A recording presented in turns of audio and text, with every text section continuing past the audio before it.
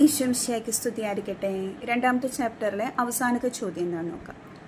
അബ്രാഹത്തിൻ്റെ വിളി എന്നാണ് ചാപ്റ്ററിൻ്റെ പേര്. ലാസ്റ്റത്തെ ക്വസ്റ്റ്യൻ എന്താണ്? അബ്രാഹത്തിൻ്റെ ജീവിതം നമുക്ക് നൽകുന്ന സന്ദേശം എന്താണ്?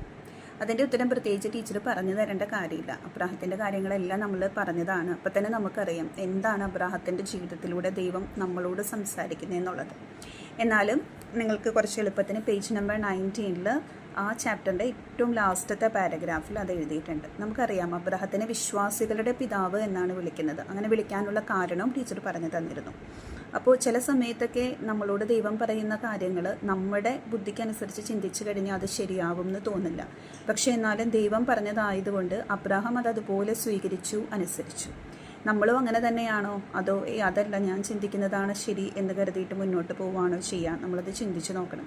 അതുമാത്രമല്ല, ചിലപ്പോഴൊക്കെ വിശ്വാസം പരീക്ഷിക്കപ്പെടുന്ന സാഹചര്യങ്ങളുണ്ടാകാം. ഇപ്പോൾ മകനെ ബലി കഴിക്കണം എന്നൊക്കെ പറയുമ്പം അത് സാധിക്കാത്തൊരു കാര്യമാണ്. പക്ഷേ ആ പരീക്ഷണത്തിൻ്റെ സമയത്തും ദൈവത്തെ അനുസരിക്കാൻ അബ്രാഹാം തയ്യാറായി. അപ്പോൾ നമ്മുടെ ജീവിതത്തിലും വിശ്വാസം പരീക്ഷിക്കപ്പെടുന്ന സമയമൊക്കെ വരുമ്പോൾ ദൈവത്തോട് ചേർന്ന് നിൽക്കാൻ, ദൈവത്തിൽ പൂർണ്ണമായിട്ട് വിശ്വസിക്കാൻ നമുക്ക് സാധിക്കണം.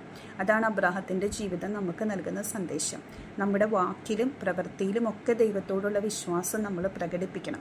വാക്കിൽ മാത്രമല്ല, ഞാൻ ഈശോയെ സ്നേഹിക്കുന്നുണ്ട്, ഞാൻ ഈശോയിൽ വിശ്വസിക്കുന്നുണ്ട് എന്ന് പറയുക മാത്രമല്ല, നമ്മുടെ പ്രവൃത്തിയിലും അത് നമുക്ക് കാണിച്ചു കൊടുക്കാനായിട്ട് സാധിക്കണം. അപ്പോഴാണ് അബ്രാഹത്തിൻ്റെ ജീവിതം നൽകുന്ന സന്ദേശം ശരിക്കും സ്വീകരിച്ച വ്യക്തികളായിട്ട് നമ്മൾ മാറുള്ളൂ.